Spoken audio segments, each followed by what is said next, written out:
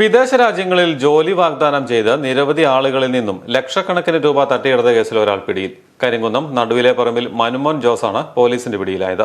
ഇയാൾക്കെതിരെ സമാനമായ നിരവധി കേസുകൾ വിവിധ പോലീസ് സ്റ്റേഷനുകളിൽ നിലവിലുണ്ട്. പാല പോലീസ് സ്റ്റേഷന്റെ പരിധിയിൽ നിരവധി കേസുകളുള്ള ഇയാളെ പോലീസ് അറസ്റ്റ് ചെയ്ത് റിമാൻഡിൽ കഴിയുകയാണ് രാമപുരം പോലീസ് കേസിന്റെ അന്വേഷണത്തിനായി കസ്റ്റഡിയിലെടുത്തത്.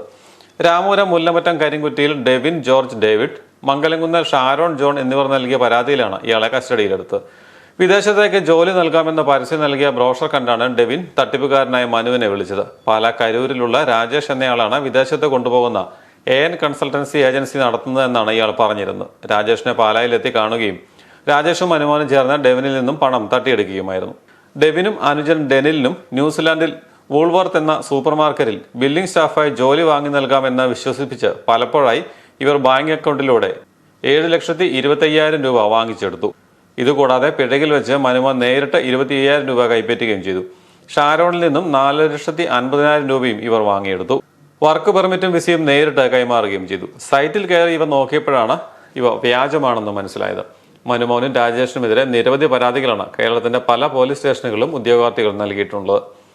ഇവർ വിവിധ രാജ്യങ്ങളിൽ ജോലി വാഗ്ദാനം ചെയ്ത 125ഓളം വിദ്യാർത്ഥികളിൽ നിന്നും 4 കോടിയോളം രൂപ തട്ടിയെടുത്തതായി ഉദ്യോഗാർത്ഥികൾ പറയുന്നു. പ്രതിയെ കോടതിയിൽ ഹാജരാക്കി റിമാൻഡ് ചെയ്തതായി Ramapuram police SHO Abhilash Kumar K പറഞ്ഞു.